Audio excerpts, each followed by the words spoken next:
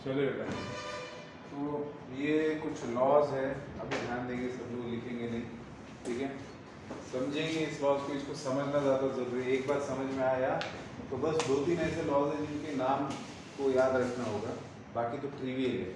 अब इसमें से ऐसे जो लॉज है जो बहुत ज़्यादा ट्रिवियल है, मतलब जिसका आपने पहले कहीं ना कहीं जिक्र सुना है नंबर्स अलजेब्रा के अंदर कहीं पर भी, तो वो कौन कौन से पहले मैं बता देता हूँ जे आपल्याला माहिती बाबा असे, जे माहीत नाही ते असं आपण जर सेग्रिगेशन केलं तर तुम्हाला लॉज लक्षात ठेवताना सोपं जाईल.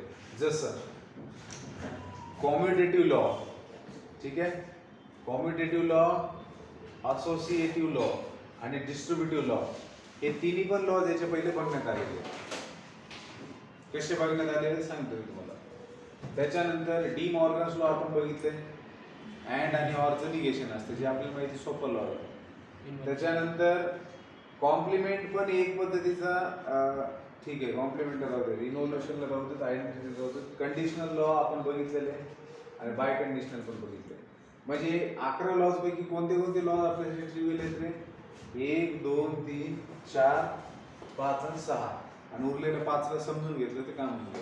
आता सगळ्यात पहिल्यांदा मी बोलतो कॉम्युटेटिव्ह लॉ बद्दल. कॉम्युटेटिव्ह ही प्रॉपर्टी कशी असते जी तुम्ही नंबर्सच्या बाबतीत बघितली असेल, जे काही नंबर होते इंटिजर्स होते. कॉम्युटेटिव्ह म्हणजे काय? 2+3 म्हणजेच 3+2 असतं. म्हणजे तुम्ही जे काही ऑपरेशन करतायत नंबर्स होते, ॲडिशनचं असो किंवा मल्टिप्लिकेशनचं असो, तर त्याला तुम्ही त्याची ऑर्डर जर चेंज केली, म्हणजे नंबरची जर पोझिशन चेंज केली तरी आन्सर सेम राहतो. मग ॲडिशन आणि मल्टिप्लिकेशन हे दोनच असे ऑपरेशन्स आहेत की ज्याला कॉम्युटेटिव्ह प्रॉपर्टी होल्ड होते. कळते का? तुम्ही जर 3/2 केलं तर हे इक्वल असतं का रे 2/3ची? म्हणजे डिव्हिजनला कॉम्युटेटिव्ह प्रॉपर्टी होल्ड होते का? नाही. पुन्हा 3 - 2 आहे आणि 2 - 3 याच्यासाठी होते का रे? नाही होत. म्हणजे कॉम्युटेटिव्ह प्रॉपर्टी लक्षात आली की तुम्हाला नंबरच्या बाबतीत जे सत्य आहे कॉम्युटेटिव्ह प्रॉपर्टीचं ते इथं पण सत्य आहे.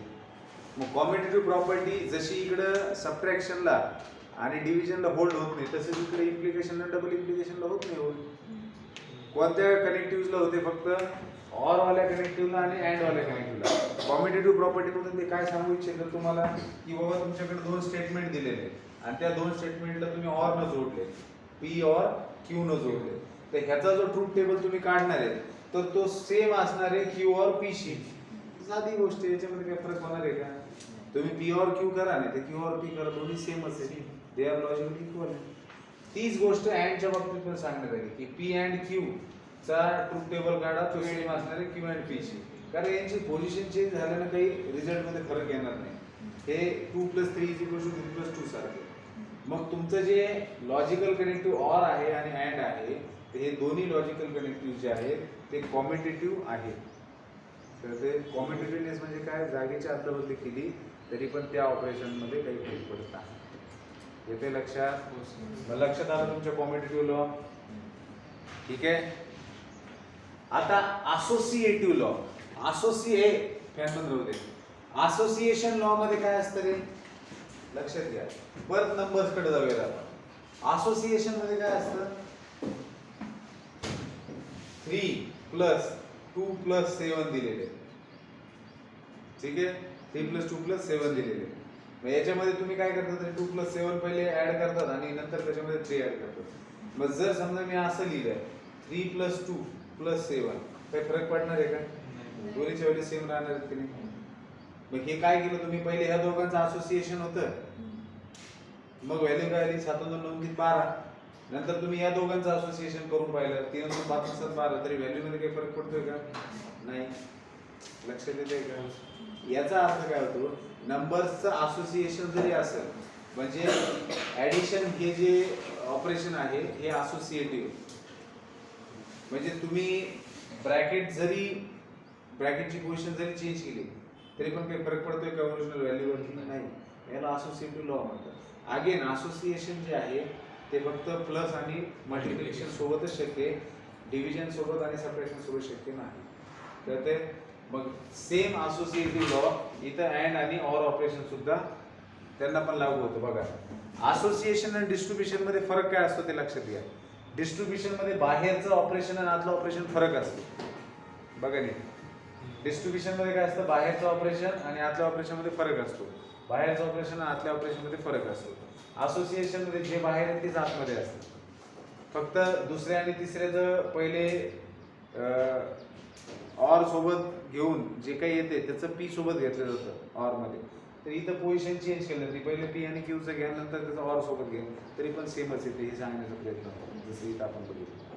बट असोसिएटिव्ह लॉ मी हे का सांगतोय, कारण की तुम्हाला बोर्डमध्ये विदाऊट युजिंग ट्रूथ टेबल दिलेलं स्टेटमेंट पॅटर्न टॉटॉलॉजी आहे, कॉन्ट्रडिक्शन आहे किंवा कॉन्टिजेन्सी आहे हे तुम्हाला प्रूव्ह करावं लागतं. आणि तिथं तुम्हाला ह्या लॉचा वापर करायचा आहे.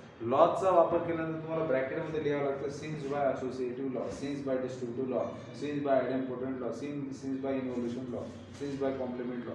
जे कोणता लॉ तुम्ही वापरताय तो तुम्ही लिहावं लागेल. त्यामुळे तुम्हाला डोक्यात फिट करणं की कोणता लॉला काय म्हणतात ते लक्षात आलं. मग कम्युटेटिव्ह मध्ये तुम्हाला कळलं का, interchange P or Q is logical equal to Q or Q, P and Q is logical equal to Q and Q. Association मध्ये काय होते, P or Q or R से दुसऱ्या आणि तिसऱ्याला ब्रॅकेट आहे, तो काढून पहिल्या दुसऱ्याला टाकलं तर रिझल्ट मध्ये फरक येणार आहे का, नाही येणार आहे. त्याला असोसिएशन म्हणतात, कळते. पण डिस्ट्रीब्युशन मध्ये काय होतं, अगेन डिस्ट्रीब्युशन कोणाचं कोणावर होतं, डिस्ट्रीब्युशन मल्टिप्लिकेशन 5 into 3 plus 7 असं दिलेलं. तर तुम्ही 7 आणि 3 10 10 50 करा किंवा मग ह्या मल्टिप्लिकेशनला डिस्ट्रीब्यूट करा ओव्हर ॲडिशन. कसं डिस्ट्रीब्यूट करणार, 5 into 3 in one bracket plus 5 into 7 in another bracket. तरी पण तुम्हाला आन्सर काय भेटणार, तरी पण आन्सर काय भेटणार,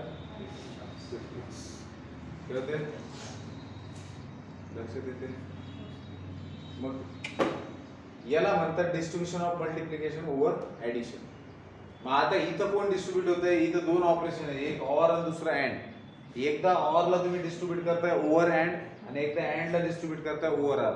बऱ्याचशा मुलांना असोसिएटिव्हिटी आणि डिस्ट्रीब्युटिव्ह मध्ये फरकच कळत नाही. असोसिएशन मध्ये ऑपरेशन एकच असतं, बाहेर ऑर असेल तर आतमध्ये पण ऑर आहे आणि बाहेर अँड असेल तर आतमध्ये पण अँड आहे. तर याच्यामध्ये काय होतं, हे काय याच्यावर डिस्ट्रीब्यूट होतं का, नाही, कारण ते सारखेच आहे. तुम्ही फक्त फार काय करू शकता, ब्रॅकेटचं पोझिशन चेंज करू शकता. तर त्याला तुम्ही काय म्हणणार, असोसिएशन. पण डिस्ट्रीब्युशन कशाला म्हणतात, की बाहेरचं ऑपरेशन आतमध्ये डिस्ट्रीब्यूट होते. जसं P or Q and R दिले तर this is logical equivalent to P or Q and P or R. लक्षात येते. बाहेर जर अँड असेल आणि आतमध्ये जर ऑर असेल तर P and Q and distribute होतोय ऑर वरती. पी अँड क्यू घेणार एका ब्रॅकेटमध्ये, ऑर पी अँड आर घेणार दुसऱ्या ब्रॅकेटमध्ये. आलं लक्षात. मग कॉम्युटेटिव्ह लॉ, असोसिएटिव्ह लॉ आणि डिस्ट्रीब्युटिव्ह लॉ हे तिन्ही लॉज तुमच्या इंटिजर्स मध्ये किंवा रिअल नंबर्स मध्ये जो तुम्ही अल्जेब्रा ऑफ इंटिजर्स बघितले त्याच्यासारखेच.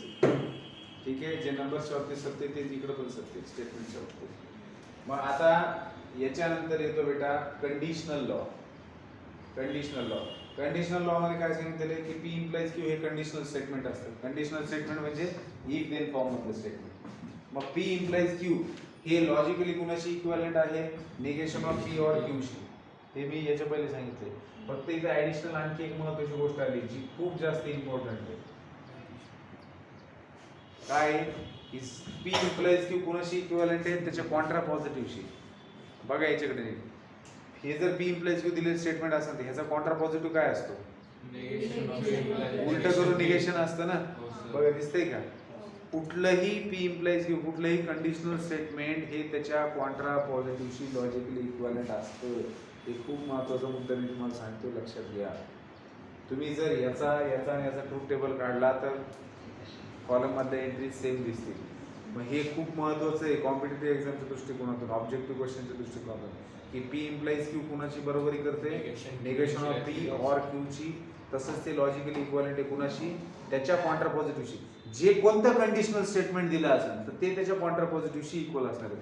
फॉर एक्झाम्पल, जर कोणी समजा असं दिलं यस इम्प्लाइज आर, तर हे लॉजिकली इक्विव्हॅलेंट असणार आहे निगेशन पहिले तर निगेशन यस और आर शी. दिसतंय. आणि दुसरं हे जे काही कंडिशनल स्टेटमेंट आहे ह्याच्या कॉन्ट्रा पॉझिटिव्ह, ह्याचा कॉन्ट्रा पॉझिटिव्ह म्हणजे काय, सेकंड स्टेटमेंटचं negation imply negation of first statement. येते लक्षात? फक्त कॉन्ट्रा पॉझिटिव्हशीच कॉन्व्हर्स आणि इन्व्हर्स इक्वेट लॉजिकली इक्विव्हॅलेंट नसतं ते. तर ते कशाबद्दल बोलतोय आपण, कंडिशनल स्टेटमेंट बद्दल बोलतोय. जे कोणतं कंडिशनल स्टेटमेंट दिलं असतं ते त्याच्या कॉन्ट्रा पॉझिटिव्हशी आणि कुठल्याही कंडिशनल स्टेटमेंटचा कॉन्ट्रा पॉझिटिव्ह कसा लिहिला जातो, negation of second statement implies negation of first statement. कळतंय? मग हे झालं बेटा कंडिशनल लॉ बद्दल. बाय कंडिशनल लॉ आपण बघितलेलं आहे. बाय कंडिशनल लॉ आपण काय बघितलेलं आहे की P if and only if Q, P implies Q, Q implies P. This is logically equivalent to P implies Q and Q implies P. हे याच्याशी लॉजिकली इक्विव्हॅलेंट आहे. पण तुम्हाला माहिती P implies Q चा इक्विव्हॅलेंट स्टेटमेंट काय, negation of Q or Q and negation of Q or P. जे आपल्याला माहितीच आहे ते इथं दिलेले आहे. मग या 5 लॉ मध्ये मला सांगा काय प्रॉब्लेम आहे लक्षात ठेवा. कॉम्युटेटिव्ह, असोसिएटिव्ह, डिस्ट्रीब्युटिव्ह, कंडिशनल आणि बाय कंडिशन. या 5 मध्ये काय अडचण आहे? कोणता? हा, आणि डी मॉर्गन्स. 6 लॉ मध्ये काय अडचण आहे? डी मॉर्गन्स मध्ये काय बघितलं आपण, कंजंक्शन आणि डिसजंक्शनचं निगेशन कसं दिलं जातं. निगेशन ऑफ कंजंक्शन काय असतं, निगेशन ऑफ ईच स्टेटमेंट आणि डिसजंक्शन. म्हणजे निगेशन ऑफ P और Q काय असतं, निगेशन P और and negation Q. Negation of P and Q काय असतं, निगेशन P और निगेशन Q. हे डी मॉर्गन्स लॉ आहे, हा आपल्याला माहिती आहे. हे 6 आपल्याला माहिती आहे. कळतंय? आता वळूयात आपण आयडेम्पोटेंट लॉ. आयडेम्पोटेंट लॉ. आयडेम्पोटेंट लॉ काय सांगते, तुमच्या जवळ एखादं स्टेटमेंट आहे, त्या स्टेटमेंटला तुम्ही स्वतः सोबतच ऑर न किंवा त्या स्टेटमेंटला स्वतः सोबतच अँड न जोडलं तर तुम्हाला रिझल्ट काय भेटतो. एखाद्या स्टेटमेंटला तुम्ही स्वतः सोबतच अँड न किंवा ऑर न जोडलं तर तुम्हाला रिझल्ट काय भेटतो, हे आपल्याला बघायचंय. आता हे कसं येतं, इथून पुढचे सगळे लॉ समजून घेण्यावर डिपेंडेंट आहे. एकदा समजले की फक्त लक्षात ठेवायचं का, अच्छा याला आयडेम्पोटेंट म्हणायचं, याला इन्व्होल्युशन म्हणायचं, याला कॉम्प्लिमेंट म्हणायचं. तुम्हाला नाव लक्षात राहण्यासाठी तेवढं फक्त बघावं लागेल. पण P और P काय येतं हे सांगण्यासाठी कोणत्या भविष्यकाळाला बोलवण्याची गरज आहे का, किंवा P and P काय येतं हे सांगण्यासाठी काही कोणाला बोलवायची गरज आहे का, नाही. स्वतः चेक करता पाहिजे. बेसिकली P और P काय, एकच स्टेटमेंट आहे. स्टेटमेंट एकच आहे आणि त्याला काय करतोय तुम्ही ऑर सोबत जोडताय. म्हणजे काय, Mumbai is capital of India समजा, इकॉनॉमिकल कॅपिटल ऑफ इंडिया, और Mumbai is economical capital of India. म्हणजे एकच स्टेटमेंट ऑर न जोडलेले. मी एड आहे और मी एड आहे, कळतंय का, किंवा मी एड आहे आणि मी एड आहे, कळतंय का. म्हणजे एकच स्टेटमेंट आहे ते ऑर न जोडले, ते स्टेटमेंट आहे अँड न जोडलेले. मग आता याचा काय नतीजा येऊ शकतो बाबा, एखाद्या स्टेटमेंटला त्या स्टेटमेंट जोडलं काय नतीजा येऊ शकतो. मला जर P और P चं जर ट्रूथ टेबल काढायचं असेल तर कसं काढेन मी, P एकच स्टेटमेंट आहे आणि परत तेच स्टेटमेंट आहे. मग ह्या स्टेटमेंटच्या पॉसिबिलिटी काय, ट्रू और फॉल्स. ज्यावेळेस हे स्टेटमेंट ट्रू असेल त्याच वेळेस तेच स्टेटमेंट ट्रूच असणार आहे ना, आणि ज्यावेळेस फॉल्स असेल त्यावेळेस फॉल्सच असणार आहे, कारण एकच स्टेटमेंट आहे. मग P और P काय येईल रे, एक तुम्हाला माहिती आहे T और T काय असतं, T, आणि F और F काय असतं, F. मग ही जी एंट्रीज देते हे कोणाची बरोबरी करते, ओरिजिनल स्टेटमेंटचीच बरोबरी करते ना. म्हणून P और P is logically equivalent to P म्हटले. कळते.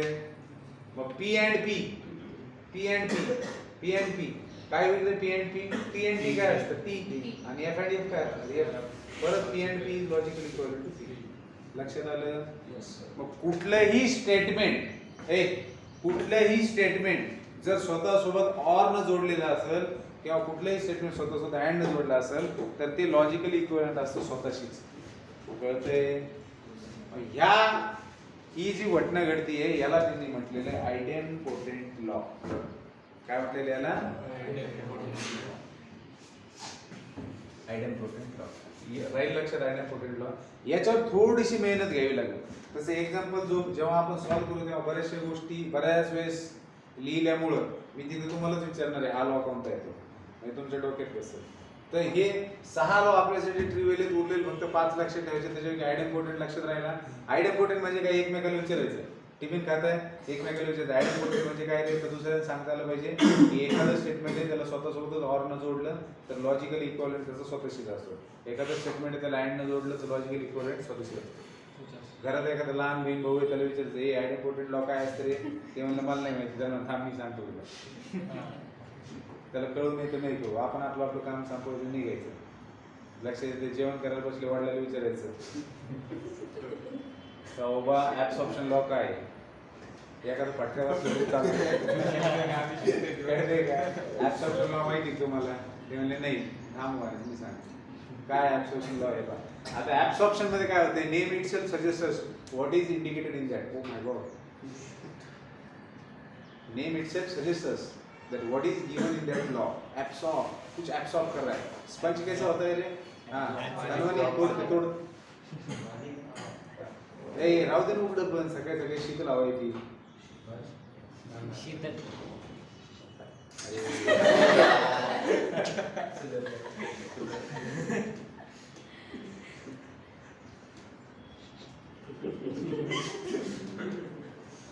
लक्ष देते का? हाँ बच्चे नींद नहीं गई क्या आपके बच्चे? वहां से यहाँ तक ऐसे आए, आँख खुली रख के नींद लेके, है ना?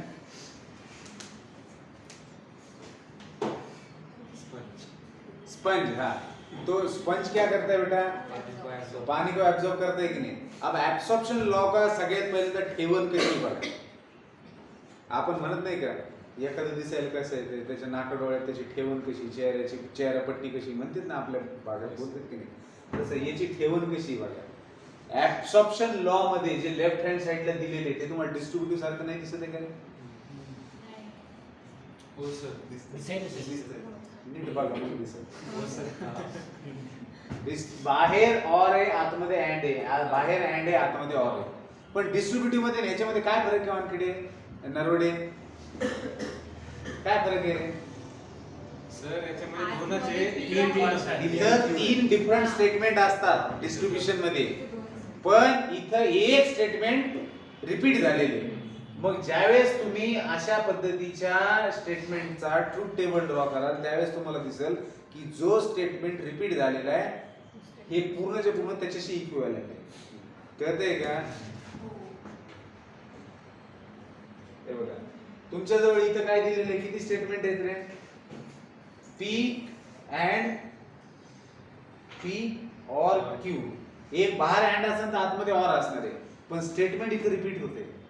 जेव्हा स्टेटमेंट रिपीट होते तेव्हा ते दुसऱ्याला ऍब्सॉर्ब करून घेते स्वतःमध्ये, असं समजायचं. कळतंय का? आणि बाहेर रिझल्ट काय देते? स्वतः दुसऱ्याचं अस्तित्व मिटून टाकते. लक्षात येते का? कळतंय का? सोनूने हे दिस इज लॉजिकल इक्विव्हॅलेंट टू. कोण रिपीट होते ते दुसऱ्याला ऍब्सॉर्ब करायला. मी कोणाशी इक्विव्हॅलेंट असेल? लॉजिकली पीशी. मग आता याचा अर्थ काय होतो की तुम्ही जर याचा ट्रूथ टेबल काढला तर ह्याच्या ज्या एंट्रीज येतात कॉलम मधल्या त्या इक्वल आहेत पीशी. आता तुमच्याकडे 2 स्टेटमेंट आहेत पी आणि Q. True false, sorry true true, true false, false true, false false. बरोबर आहे? मग तुम्ही काय करणार? सगळ्यात पहिल्यांदा पी और क्यू काढणार. पी और क्यू काय येतं रे? True true true false. आणि ह्या पी और क्यू चं पी सोबत तुम्हाला अँड जोडायचंय. म्हणजे पी अँड पी और Q. T and T, T and T, F and T आणि एफ अँड एफ. मग पी च्या एंट्रीज बघा आणि ह्याच्या एंट्रीज बघा, सेम दिसतंय. याचा अर्थ काय झाला की पी अँड पी और Q is logically equivalent to P. याला ऍब्सॉर्प्शन म्हटलं. याला लक्षात कसं ठेवणार? ऍब्सॉर्प्शनला ठेवण कशी आहे? डिस्ट्रीब्युटिव्हची. पण नतीजामध्ये काय आहे? अँड ऑर वर डिस्ट्रीब्यूट होत नाही किंवा ऑर पण अँड वरती डिस्ट्रीब्यूट होत नाहीये. नतीजा काय सांगतोय की जो स्टेटमेंट रिपीट होते ते दुसऱ्याला खाऊन घेते, ऍब्सॉर्ब करायला. कळतंय? ऍब्सॉर्ब करायला. लक्षात येते का? येते का लक्षात? जे रिपीट होईल ते काय करेल? दुसऱ्याला ऍब्सॉर्ब कर. पण ठेवण कशी आहे? डिस्ट्रीब्युटिव्ह. ठेवण कैसी बेटा? दिखता कैसे है? डिस्ट्रीब्युटिव्ह. ठीक आहे. मग जसं पी अँड बाहेर अँड आहे आतमध्ये ऑर आहे, तर बाहेर ऑर आतमध्ये अँड असू शकतो. कळते? मग आयडेम्पोटेंट क्लिअर झाला आणि ऍब्सॉर्प्शन क्लिअर झाला. आयडेम्पोटेंट मध्ये काय होतंय, एकच स्टेटमेंट आहे, एकच स्टेटमेंट आहे, त्याला स्वतःशीच ऑर किंवा अँड न जोडलेले तर नतीजा तोच येणार, त्याला काय म्हणतो आयडेम्पोटेंट. आणि ऍब्सॉर्प्शन मध्ये काय होतंय, हेवन डिस्ट्रीब्युटिव्ह सारखी आहे, पण जो रिपीट होतोय तो दुसऱ्याला ऍब्सॉर्ब करतोय, खाऊन घेतोय. कळतंय? हा चला, डी मॉर्गन झालेलं आहे कॉम्प्लिमेंट. कॉम्प्लिमेंट लॉ, कॉम्प्लिमेंट मध्ये काय असतं, एक स्टेटमेंट दिलेलं आहे त्याचं निगेशन, ऑर न जोडा अँड न जोडा नतीजा काय येते बघा. एक स्टेटमेंट दिलेले ओ, एक स्टेटमेंट दिले त्याचं निगेशन, त्याला जोडलं अँड न नतीजा काय येते बघायचं. एक स्टेटमेंट दिले त्याचं निगेशन, त्याला जोडले ऑर न नतीजा काय येते बघायचं, त्याला म्हटलेले कॉम्प्लिमेंट. कळते? मग आता पी, पी स्टेटमेंटचे काय आहे पॉसिबिलिटी, ट्रू किंवा फॉल्स, आणि त्याच्या निगेशनची पॉसिबिलिटी काय, जर ते ट्रू असेल तर फॉल्स, फॉल्स असेल तर ट्रू. आता या दोघांना जर अँड न जोडलं, पी अँड निगेशन पी, तर true and false, false, false and false. म्हणून मागवीस, मागवीस बस, माग बस, त्याच्या माग बस. हा ए, पी अँड निगेशन पी चा अर्थ कळला का? मग आता कॉम्प्लिमेंट लॉला कसं लक्षात राहणार तुम्हाला, P or negation P, P and negation P. P जसा असेल त्याच्या विरुद्ध निगेशन असणार आहे, म्हणजे पी ट्रू असेल तर निगेशन पी फॉल्स असणार आहे. मग त्याला तर अँड न जोडलं तर ऑब्विसली नतीजा फॉल्सच येणार आहे. पण ऑर मध्ये काय होत आहे, पी जर ट्रू असेल तर निगेशन पी फॉल्स आहे, पण जोडताय कशाने, ऑर न. एक जरी ट्रू असेल तर पूर्ण ट्रू होणार. मग पी ऑर निगेशन पी मध्ये काय होतं रे, पी ऑर निगेशन पी मध्ये true or false, true, false or true, true. म्हणून पी म्हणून P or negation P completely true statement येतं. कळतंय का? पी ऑर निगेशन पी काय होते, कम्प्लिटली ट्रू स्टेटमेंट येते, आणि पी अँड निगेशन पी काय होते, फॉल्स होते. बाप खोसे. कळतंय का? बस लक्षात येते का? कॉम्प्लिमेंट लॉ कळला तुम्हाला? कॉम्प्लिमेंट मध्ये काय येते रे, कॉम्प्लिमेंट मध्ये काय येते, कॉम्प्लिमेंट मध्ये काय येते, एक स्टेटमेंट त्याचं निगेशन, एक स्टेटमेंट त्याचं निगेशन, त्याला जोडलं अँड न तर ऑर, अँड न जोडलं फॉल्स, अख्खं स्टेटमेंट फॉल्स, ऑर न जोडलं अख्खं स्टेटमेंट ट्रू. कळते? जागोटा जागो, नीचे जागो, जागोटा जागो. ठीक है, हाँ डाक. तो हो गया कॉम्प्लीमेंट. इन्वोल्यूशन, इन्वोल्यूशन में क्या हो रहा है? Oh, involution is a very simple law. Its name is very difficult, but the given under structure is very easy. ठीक है? Involution बेटा, nothing. Involution में कुछ भी नहीं दिया. Negation का negation statement itself. खत्म. Negation का negation statement itself. True का negation false, false का negation. चल, त्याला काय म्हटलं involution. Involution नाव घाण आहे. पण आतमध्ये गोष्ट छान आहे. कळते? इन्व्होल्यूशन लॉ काय सांगते, निगेशनचं निगेशन स्टेटमेंट इज ज्यावेळेस मला वापरायचे हौस बघून गेले. ट्रूचं निगेशन फॉल्स, फॉल्सचं निगेशन ट्रू.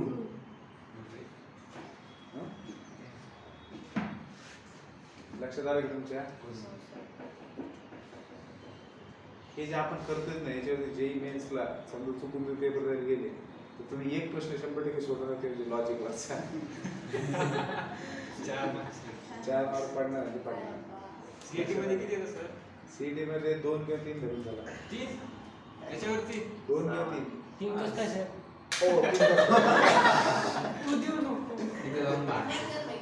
अरे कसं आहे माहिती का, 20 प्रश्न पार्ट 1 वरती विचारतो. त्याच्यापैकी लॉजिक, मॅट्रिसेस, ट्रिग्नोमेट्रिक फंक्शन, त्याच्यानंतर pair of straight line, vectors, 3D आणि एलपीपी, 7च टॉपिक आहेत. तर याच्यामध्ये वेक्टर 3D ला थोडं जास्त वेटेज आहे. समजा वेक्टर आणि 3 डायमेन्शन जॉमेट्री, त्याच्यावरती 6 ते 7 प्रश्न आपण एक्सपेक्ट करूया. बरोबर आहे? मग मॅट्रिसेस वरती 2, लॉजिक वरती 2, पेअर ऑफ स्ट्रेट लाईन वरती 2, त्याच्यानंतर तुमच्या एलपीपी वरती 2, असं पकडलं तर मग वेक्टर 3D ला खूप जास्त वेटेज जातं. होऊ शकतं कधी एखाद्या लॉजिक वर 3 टाकतील किंवा मॅट्रिसेस वर 3 टाकतील असं, पण ॲव्हरेजली आपण 2 धरून चालायचं. 7 टॉपिक आहेत, पैकी 6 टॉपिकला जर आपण 2-2 प्रश्न दिले तर डायरेक्ट वेक्टर 3D वर किती येतात? 8 प्रश्न येतात. कळतंय?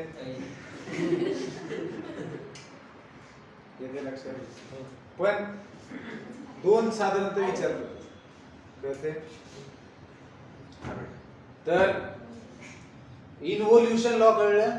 निगेशनचं निगेशन, स्टेटमेंट इटसेल्फ ट्रूच हे बोल तुला लिखू. ट्रूचं निगेशन फॉल्स, फॉल्सचं निगेशन ट्रू. याला काय म्हटलेले? इन्व्होल्युशन. आता लक्षात घ्या, आता कन्फ्युजन नाही व्हायला पाहिजे. आयडेम्पोटेंट म्हणजे स्टेटमेंटला स्वतःच अँड आणि ऑर न जोडलेले. स्वतःच अँड न जोडले स्टेटमेंटच रिझल्ट आहे. ऑर न जोडलं तो ते स्टेटमेंट येणार. त्याच्यानंतर आयडेम्पोटेंट झाल्यानंतर ऍब्सॉर्प्शन. ऍब्सॉर्प्शन मध्ये गिवन डिस्ट्रीब्युटिव्हची. पण जे डबल रिपीट झाले ते दुसऱ्याला खाऊन घ्यायचे, म्हणजे नतीजा तो स्वतः येणार. कळते?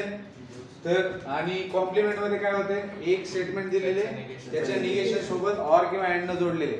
ऑब्विसली गोष्ट आहे की एखादं स्टेटमेंट दिलेले तर त्या स्टेटमेंटच्या निगेशन त्याला जर अँड सोबत जोडलं तर नतीजा काय येणार आहे? फॉल्स येणार आहे. आणि ऑर सोबत जोडलं तर ट्रू येणार आहे. तर ऑर मध्ये दोन स्टेटमेंट पैकी एक ट्रूच लागते. कळतंय? तर एक ट्रू असेल तर आपोआप त्याचं निगेशन फॉल्स येणार. एक फॉल्स असेल तर आपोआप ट्रू येणार. आणि इन्व्होल्युशन मध्ये काय होते? निगेशनचं निगेशन, निगेशनचं ट्रूचं निगेशन, फॉल्सचं निगेशन.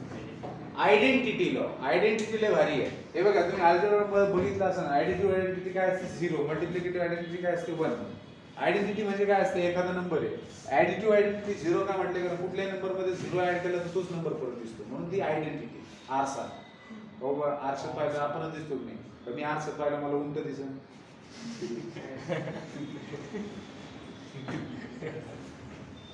जे बघायला तोच दिसेल ना. मग आयडेंटिटी त्याला म्हटलं जातं की बाबा तुम्ही एखाद्या नंबर मध्ये 0 ऍड केला तर तोच नंबर तुम्हाला परत भेटतो. एखाद्या नंबरला 1 न मल्टिप्लाय केलं तर तोच नंबर भेटतो, म्हणून मल्टिप्लिकेटिव्ह आयडेंटिटी 1 झाली. मग आता इथं आयडेंटिटी कोण असणार आहे? ट्रू आणि फॉल्स आणि ट्रू. मग त्याला तुम्ही एखाद्या स्टेटमेंट सोबत अँड आणि ऑर न जोडलं तर नतीजा काय भेटू शकतो? तर त्याला म्हटलेले आयडेंटिटी लॉ. म्हणजे तुम्हाला जर वेळ येऊन ठेपली तुमच्यावरती किंवा तुम्हाला ह्या नतीजाचा विचार करायचा की पी अँड टी काय असू शकते, म्हणजे त्यांचं काय म्हणणं आहे? पी च्या किती पॉसिबिलिटीज आहेत रे? ट्रू आणि फॉल्स. आणि समोरच्या साईडला दोन्ही वेळेस ट्रू ट्रूच राहणार आहे. कळतंय का? मग पी अँड टी जर तुम्ही केलं, पी अँड टी हे दोन्ही हे स्टेटमेंट ट्रूच असणार आहे ना सेकंड वाला. आणि पहिल्यामध्ये ट्रू आणि फॉल्स आहे. तर पी अँड टी काय असणार आहे? टी आणि एफ, म्हणजे स्टेटमेंट इटसेल्फ असणार आहे. कळतंय का? म्हणून पी अँड टी कुठे गेलं? P and T statement itself. कळतंय? पण ते जर तुम्ही पी ला फॉल्स सोबत जोडलं तर पी काय? ट्रू. आणि फॉल्स म्हणजे काय? False false. तर ट्रू फॉल्स फॉल्स आणि फॉल्स फॉल्स फॉल्स, म्हणजे पी अँड एफ काय येणार आहे? एफ. याचं लक्षात? कळतंय का? म्हणजे कुठल्याही स्टेटमेंटला निव्वळ ट्रू स्टेटमेंट सोबत जर अँड न जोडलं तर ते स्टेटमेंट रिपीट देते स्वतः आढळांनी. कुठल्याही स्टेटमेंटला मी काय बोलतोय? कुठल्याही स्टेटमेंटला ट्रू स्टेटमेंट सोबत जोडलं तर तेच स्टेटमेंट रिपीट होते. बाद में रिकॉर्डिंग देख लेना. कुठल्याही स्टेटमेंटला जर फॉल्स स्टेटमेंट सोबत जोडलं तर फॉल्सच नतीजा येणार अँड न जोडलेला. आणि आयडेंटिटी मध्ये काय होते? मग दुसरी गोष्ट काय दिसते तुम्हाला की एखादं स्टेटमेंट दिलेले त्याला तुम्ही काय करणार रे? काय करणार त्याला तुम्ही? ऑर आणि अँड न जोडायचे. पण सॉरी अँड न जोडले आपण, ऑर न जोडायचे ट्रू आणि फॉल्स सोबत. कळतंय? मग काय करणार रे? इथं घ्या. एक स्टेटमेंट दिलेले ते ट्रू किंवा फॉल्स असणार आहे आणि त्याला तुम्ही जोडताय एक तर ट्रू ट्रू न किंवा फॉल्स पासून कुणासोबत? जर पी ऑर टी केलं म्हणजे एखादं स्टेटमेंट त्याला ट्रू स्टेटमेंटशी जोडलं तर ऑर मध्ये काय असतं? दोन्ही ट्रूच येणार. आणि जर फॉल्सशी जोडलं तर काय होणार? ते स्टेटमेंट रिपीट होणार.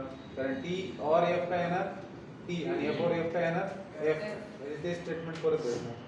तर हे तुम्हाला समजून घेऊन करावं लागेल. फक्त नाव लक्षात ठेवायचं आयडेंटिटी लॉ आहे. लक्षात येते? चला उठा सगळे उठा एक साथ सब लोग नीचे जाके जाग जाओ.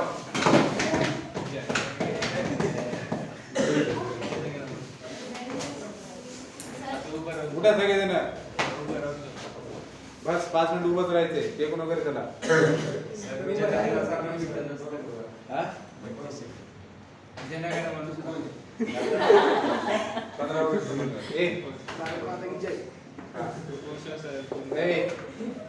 हे लक्षात आलं तुम्हाला?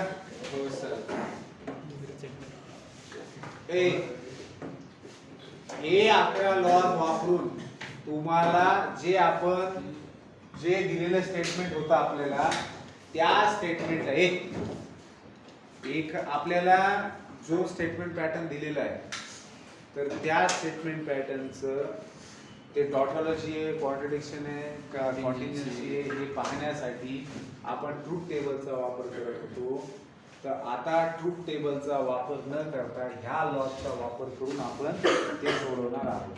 आणि हे सगळं दिलेले आपण फोर्थ एक्सेल कोणती एक्सेल फोर्थ एक्सेल. तर त्याच्यामध्ये पहिला प्रश्न निगेशनचे जे आपण मागच्या याच्यामध्ये रूल्स पाहिले होते त्यांचा वापर करून आपल्याला मोठ्या मोठ्या स्टेटमेंटचं निगेशन लिहायचे कळते आणि त्याच्यानंतर मग हे प्रश्न सोडवायचे. लक्षात येते. चला तर मग आपण आता हे याचा फोटो काढून घ्या किंवा मग तुम्ही रेकॉर्डिंग मध्ये पण पाहू शकता हे लॉज काय नाही लिहायला मी टाइम देणार कळते का. लिहायचं काही नाही याच्यामध्ये पुस्तकच लिहायचं तुम्हाला पाहिजे तुम्ही फोटो काढून घ्या नंतर लिहून घ्यायचं. नमस्कार. हे होय तू सांगितलं ना फोटो काढून घ्या पटकन 1 मिनिटामध्ये ग्रुपवर नंतर लिहून घ्या. कोणीतरी एका काढा ग्रुपवर टाकून द्या. केलंय ना मी त्याच्यामध्ये चेंज केलंय ना.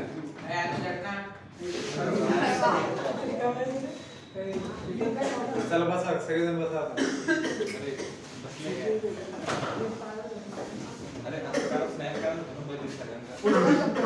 झालंय हे काम भारी वाटलं भाऊ इतक्या कामामधलं फोटो काढा म्हणलेलं हे सगळ्यात भारी वाटलं. त्याला वाटलं ही सगळ्यात भारी गोष्ट झाली आजच्या लिहायला नाही सांगितलं होतं फोटो काढायला सांगितलं विषय खतम. त्याच नादाने मी 5 मिनिटं आणखी काहीतरी दुसरं पाहून घेतो आहे ना.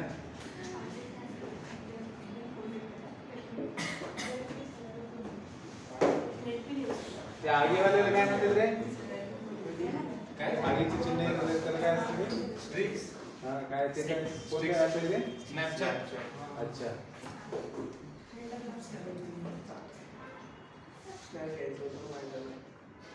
पत्त्याने घेतलंय.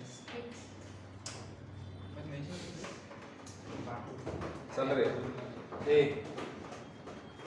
आपण काय करू माहिती का हे जे लॉज आपण बघितलेत ना हा लॉज बघितलेत ना तर ताजं लॉज लक्षात येतं. क्वेश्चन नंबर 3 पहिले सोडूयात मग फर्स्ट आणि सेकंड सोडूयात. Exercise 1.4 exercise 1.4 question number 3 without using truth table. Question कसा आहे बघा. Without using truth table do that. Without using truth table A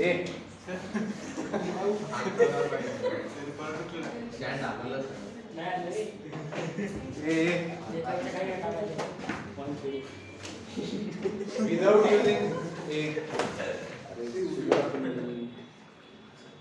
without using truth table तुम्हाला प्रूव्ह करायचे. काय करायचे जे दिलेले X without using truth table तुम्हाला हे प्रूव्ह करायचे. लक्षात येते का.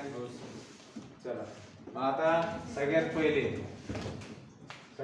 काय दिले P if and only Q. P if and only is logically equal to P and Q or negation P and negation Q.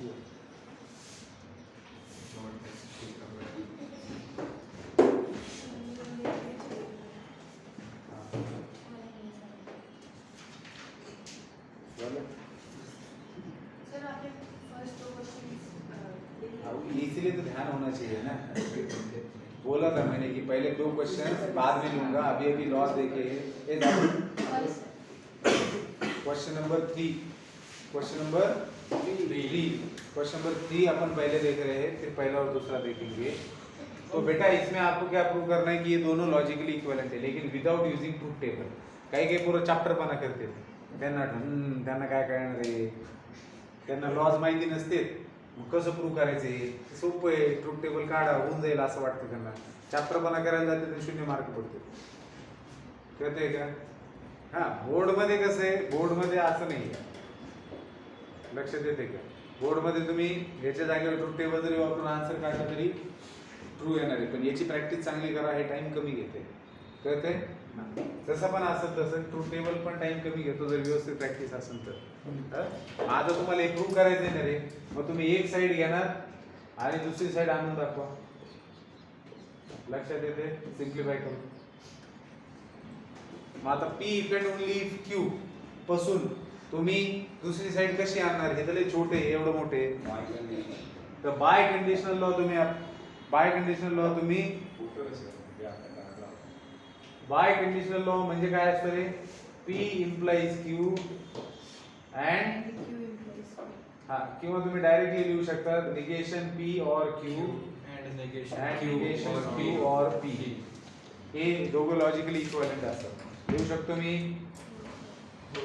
हो सर मग इथं काय लिहिणार since by condition by conditional law का यूज करके हमने ये लिख दिया आता काय होणार रे आता negation P and this distribution कळते का काय करणार negation P this is logically equivalent to negation P and this bracket negation Q और P मान्य ये और Q and second bracket negation Q और P करते मग आता बेटा this is logically equivalent to आता एंड इज डिस्ट्रीब्युटिव्ह ओव्हर और इथं काय लिहिणार since by distribution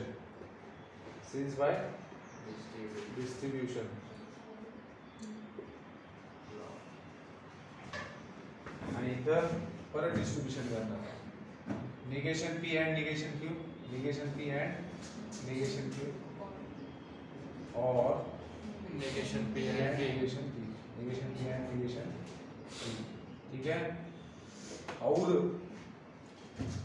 Q and negation Q Q end negation P Q. Q end negation Q और Q and P और Q और P P ठीक है हे काय झालं परत since distribution since by distribution distributive law किंवा डिस्ट्रीब्यूशन लॉ मग आता मला तुम्ही सांगा ओ ए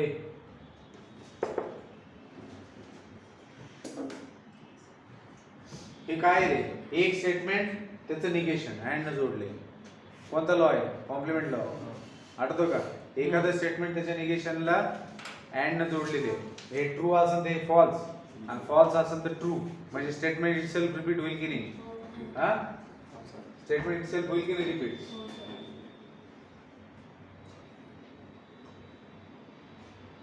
नाही फॉल्स येईल ना स्टेटमेंट कसं रिपीट होईल फॉल्स होईल ना ते पागल false use sir P end negation P करून पाहायचं P end negation P negation P हे ट्रू असेल ते फॉल्स आणि हे फॉल्स असेल ते ट्रू आणि दोघांचं अँड काय होईल फॉल्स म्हणजे टोटल स्टेटमेंट फॉल्स होईल नाही कळत आहे इथं नाही कळत आहे ना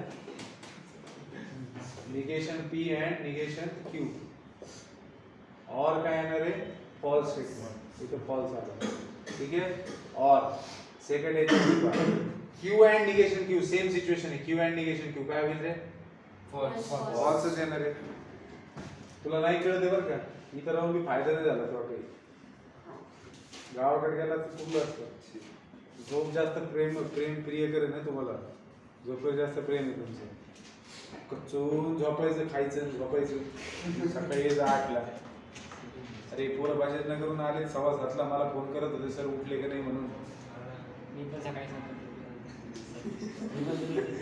आपण लवकर आला तर एवढा छोटा असून बस मुळे आले अरे काय नाले गेले म्हणजे एखादा कुठल्या तरी गोष्टीमुळे आलाय तर त्याच्यामुळे आले ते काय झालं ते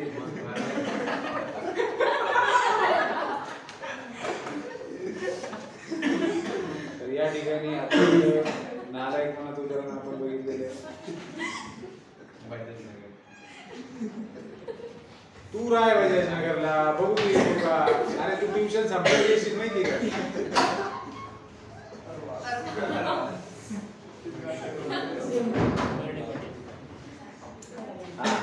तर आता आता लक्षात घ्या रे, एक हा एक, याला थोड्या वेळासाठी काय समजणार आहे आपण, स्टेटमेंट.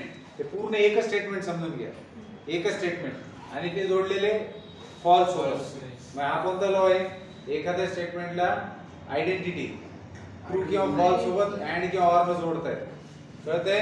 आयडेंटिटी लॉ आहे, एखाद्या स्टेटमेंटला तुम्ही अँड किंवा ऑर सोबत जोडताय. हे एकच स्टेटमेंट आहे आपल्यासाठी, हे एकच स्टेटमेंट आहे जे ट्रू किंवा फॉल्स असणार आहे आणि त्याला तुम्ही काय करताय, ऑर एफ न जोडताय. तर नतीजा काय येणार, तुमच्याजवळ टी और एफ काय असतं टी आणि एफ और एफ काय एफ, म्हणजे हे स्टेटमेंट परत रिपीट होणार आहे. मग एखाद्या स्टेटमेंटला एक याचं रिझन काय लिहिणार नाही इथं, ह्याच्यावर हे ऑब्टेन झालं ना, तर since by complementary law, since by complementary law. आणि आता याच्यावरती आयडेंटिटी लॉ अप्लाय केला आपण. हे स्टेटमेंट एफ सोबत ऑर न जोडलेले, कुठलेही स्टेटमेंट ऑर न जर एफ सोबत जोडलं तर ते स्टेटमेंट परत रिपीट होतं, करून दाखवलं तुम्हाला. मग इथं काय येते, negation P and negation or. आता एक स्टेटमेंट आहे एफ सोबत ऑर न जोडलेले, ते स्टेटमेंट परत रिपीट होणार, म्हणजे क्यू अँड पी. इथे लक्षात. मग आपल्याला हेच प्रूव्ह करायचं होतं का रे, बघा हे आलं आपल्याजवळ. यालाच तुम्ही परत इथं काय लिहिणार, सिन्स बाय आयडेंटिटी लॉ. हो आयडेंटिटी लॉ. आणि हे पहिल्यांदा दिसतंय ना तिथं, हे पहिल्यांदा दिसतंय, याला पहिल्यांदा लिहिलं क्यू अँड पी और negation P and negation Q. परत हे पी अँड क्यू दिसतंय, मग पी अँड क्यू लिहिलं आणि सगळ्याचा एकत्रित लिहिलं बाय सिन्स बाय कॉम्युटेटिव्ह लॉ. लक्षात आलं का, कळलं का? लॉचा वापर करून दिलेल्या स्टेटमेंटला कशा पद्धतीनं आपण लॉजिकली इक्विव्हॅलेंट दाखवू शकतो, असंच आपण ट्रू किंवा फॉल्स पण दाखवू शकतो जर असेल ते स्टेटमेंट. आलं तुमच्या लक्षात? काढा फोटो टाकू लिहायचे लिहा. काय झालं मानकर,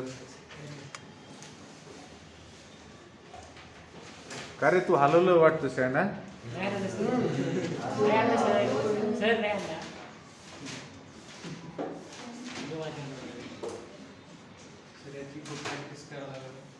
हाँ ये हाँ बेटा, क्वेश्चन नंबर 2 देखिए. क्वेश्चन नंबर 2 के अंदर P और Q एंड P और निगेशन Q, this is logically equivalent to P दिखाना है आपको. तो आप क्या करेंगे बेटा, LHS लेंगे. हाँ LHS क्या है, P और Q एंड P और निगेशन Q. क्या दिखाई दे रहा है यहाँ पे, यहाँ पर ये दिखाई दे रहा है कि P ऑलरेडी डिस्ट्रीब्यूट हो चुका है.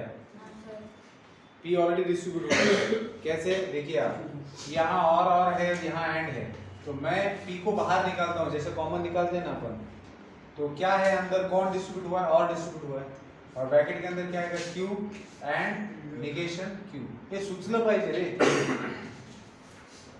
बऱ्याच वेळेस परत पोरं काय करते, पीचं ह्याच्यावरती डिस्ट्रीब्युशन करते, क्यूचं ह्याच्यावर करते, परत डबल डिस्ट्रीब्यूट करते.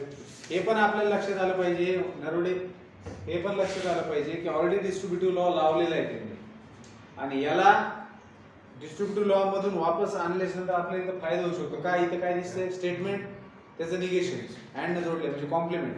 स्टेटमेंट त्याच्या कॉम्प्लिमेंटला अँड न जोडले, कळते, लक्षात येते. मग आता P, आता याला रिझन काय राहणार, since by distributive law. Distributive law एक तो ओपन करतात, नाही तर कसं म्हणतात, कॉम्पॅक्ट फॉर्म मध्ये, छोट्या फॉर्म मध्ये. आणि मग आता Q and negation of P, एखादं स्टेटमेंट आहे त्याचं निगेशन अँड न जोडले तर काय होतं, फॉल्स होणार. कारण हे true and false, false, false and true, true असं, false and false, false, false and true, false, total false असं बघायचं. मग P और फॉल्स. मग हा नतीजावर कसं काय पोहोचले तुम्ही, इथं कोणता लॉ लावला, कॉम्प्लिमेंट लॉ. हा दिसतच नाही, कॉम्प्लिमेंट लॉ, बरोबर आहे.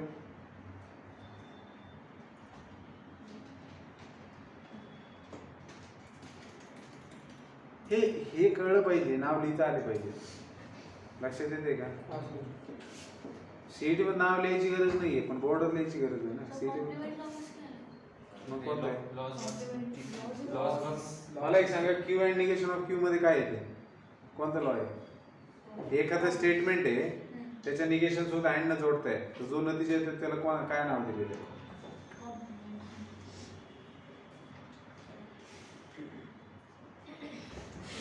Identity law. Statement itself identity law. Statement itself हा का? आता लावायचं आयडेंटिटी एखादं स्टेटमेंट ट्रू किंवा फॉल्स न ऑर किंवा अँड न जोडलेले तर हा. तर हे ट्रू असेल तर ट्रू और फॉल्स ट्रू फॉल्स और फॉल्स फॉल्स स्टेटमेंट इटसेल्फ हेच प्रूव्ह करायचं होतं आयडेंटिटी आलं लक्षात Yes, sir.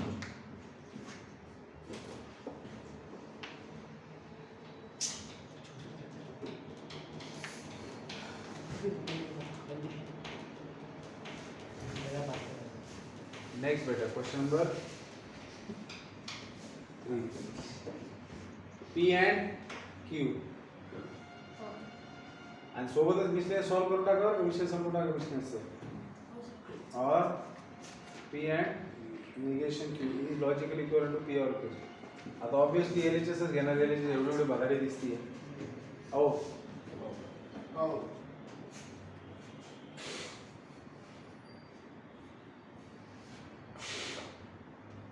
सर ते क्यू बाहेर घेऊ आपण आता पहिलं ब्रॅकेट पहिले दोन ब्रॅकेट मध्ये बघा इथं अँड आहे इथं अँड आहे इथं ऑर आहे तर क्यू ला बाहेर घेऊ शकता राईट साइडने डिस्ट्रीब्युशन झालेलं आहे राईट साइडने डिस्ट्रीब्युटिव्हला अप्लाय केलेलं आहे तर याला असंच ठेवू थोड्या वेळासाठी हो सर. ठीक आहे या दोघांमध्ये पहिल्या दोघांमध्ये काय लिहिणार पी अँड निगेशन पी आणि बाहेर ऑर क्यू दिसतंय का Q or negation P sir add पाहिजे. अँड पाहिजे अँड पाहिजे बाहेर आतमध्ये ऑर पाहिजे जे रिपीट होते ते बाहेर पाहिजे and is distributed over or Q and P Q and negation P म्हणजे राईट साइडने डिस्ट्रीब्युशन झालेले कळते मग आता पी और निगेशन पी आणि याच्यामध्ये असोसिएशन करणार आपण असं कळतंय का सगळ्यात पहिल्यांदा असोसिएशन करू म्हणजे स्टेप बाय स्टेप लिहायचं असेल तर या दोन माकडांना आतमध्ये लिहिलं ठीक आहे आणि एक तिसरं बाहेर घेतलं हो हो. असोसिएशन केलं नाही हो सर 1 2 3 तिघही ऑर न जोडलेले तर दोघांना प्रेफरन्स दिला मग सिन्स बाय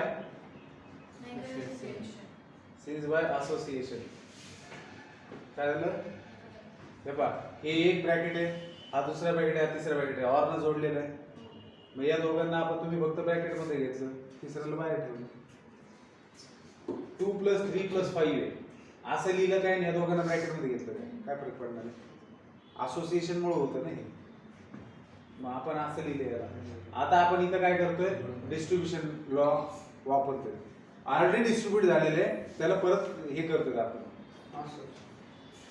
कॉम्पॅक्ट फॉर्म मध्ये लिहितो छोट्या फॉर्म मध्ये ऑलरेडी डिस्ट्रीब्युशन करून ठेवलेलं आहे कोण डिस्ट्रीब्यूट झालाय कोणतं रिपीट झालेलं आहे क्यू राईट साइडने झालेलं आहे म्हणून राईट साइडला लिहितो त्याच्यानंतर कोणतं चिन्ह रिपीट आहे अँड आणि ब्रॅकेट मध्ये काय राहील जे उरलेलं आहे पी और निगेशन पी कळतंय मग याला तुम्ही दिलं असं आणि ब्रॅकेटच्या बाहेर हे जशाला तसं P and negation P sir असं कंपल्सरी आणि सिन्स बाय डिस्ट्रीब्युटिव्ह लॉ काय म्हटलं सर आपण तो लॉ लावला नसता हा. पी आपण क्यू बाहेर घेतलं त्या साईडनं लिहिलेलं त्या साईडनं बाहेर लिहायचं हो कारण राईट डिस्ट्रीब्युटिव्ह लॉ आहे तो कळतंय कारण होतं काय बघ तसं टेक्निकली म्हणजे आन्सर तुमचं चुकीचं येणार नाहीये पण काय होतं तुम्ही इकडून लिहिलं म्हणजे मग तुम्ही कॉम्पिटिटिव्हनेस वापरलाय परत असं होतं ना कळतंय का लक्षात येते का मग तुम्हाला तसं लिहायचं म्हणल्यानंतर पहिल्यांदा तुम्हाला याला क्यू अँड पी लिहावं लागेल ह्याला परत क्यू अँड निगेशन पी लिहावं लागेल म्हणजे आतमध्ये कॉम्पिटिटिव्ह वापरायला लागेल आणि मग लेफ्ट साइडने तुम्हाला डिस्ट्रीब्युशन दाखवावं लागेल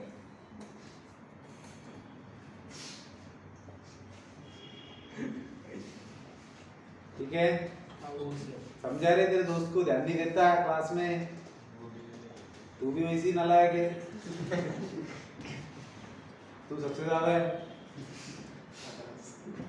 हाँ भाई चलो P को उसके निगेशन से जोड़ा क्या हुआ 2 कौन सा लॉ है? आइडेंटिटी कॉम्प्लीमेंट बेटा आइडेंटिटी में ट्रू और फॉल्स होता है स्टेटमेंट का। स्टेटमेंट उसका निगेशन, तो ये ट्रू हैगा, ट्रू और फॉल्स क्या देगा? ट्रू। फॉल्स और ट्रू क्या देगा? ट्रू। तो इसका नतीजा क्या मिलेगा? ट्रू। ट्रू। इसका नतीजा क्या हुआ? True. True end Q, P and negation Q. तो ये क्या हो जाएगा? सिंस बाय, ये कहा इससे ये कैसे आया? Since by complement since by complement law. Law. आता ती आयडेंटिटी लॉ। अब यहाँ पे आइडेंटिटी होगा बेटा, true and true, true, false and true, false, मतलब स्टेटमेंट इटसेल्फ रिपीट। हाँ। तो ये मिलेगा आपको क्यू और पी एंड निगेशन क्यू। तो since by identity law. Since by identity law, ठीक है। हाँ, अब बेटा प्रूव क्या करना है? पी और क्यू प्रूव करना है, ठीक है। तो आप इसको डिस्ट्रीब्यूट करेंगे, खत्म। डिस्ट्रीब्यूशन लॉ और डिस्ट्रीब्यूट होगा एंड के ऊपर, तो क्यू और पी एंड क्यू और negation Q. Since by distribution, since by distributive, since by distributive law. अब बेटा यहाँ पर क्यू और पी फॉल्स एंड ट्रू और फॉल्स, ट्रू, फॉल्स और ट्रू, ट्रू।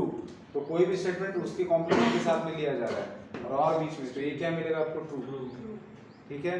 हाँ, तो यहाँ पर क्या लगेगा? Since by identity law. Complement. ऐसे क्या डॉक्टर बसना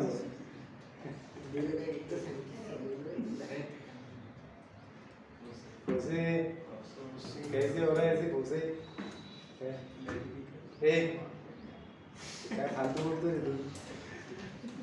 मैं बोला काफी नहीं क्या? ये स्टेटमेंट, अब बेटा इसको स्टेटमेंट समझे, एक स्टेटमेंट, हाँ सर। एक स्टेटमेंट है टी के साथ में जोड़ा गया। अब आइडेंटिटी, तो ये स्टेटमेंट का पूरा स्टेटमेंट का ट्रू मान लीजिए, तो ट्रू एंड ट्रू क्या होगा? True, false and true, false, false. तो स्टेटमेंट इटसेल्फ रिपीट करेगा।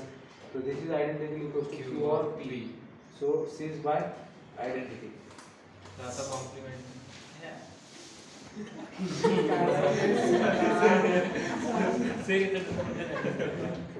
त्याला काहीतरी कन्फ्युजन तरी होईल, बाकीच्यांना तर घेणं देणंच नाहीये काय सर झालं? इथं ना टेबल मध्ये ना ते खाली मध्ये कहीं तू टेबल में देख रहा रे, मैंने लिख के दिया ना तेरे को।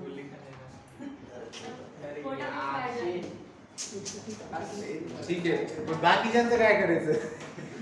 जे विचार नाही करायचे, ज्यांनी आता लगेच तलवार मॅन करून दिली, ढाली फेकून दिल्या, अरे बाप काही घेणं नाही आम्हाला, नको आयडेंटिटी असं नाही तर कॉम्प्लिमेंट असं, बरोबर आहे की नाही?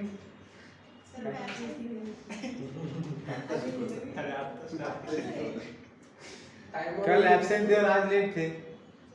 4 मिनट लेट। ओ 4 मिनट लेट थे, सचिन है। सर तुम्ही लवकर चालू तो फिर कल का इसमें कुछ नहीं, अभी का ही है, अभी तो पड़ा है। पण आपले जल्दी सांग। अरे वो टेक्स्ट बुक में टेबल है वो देख मैंने सिर्फ लिख के दिया था, बताना मैंने तभी स्टार्ट किया। हाँ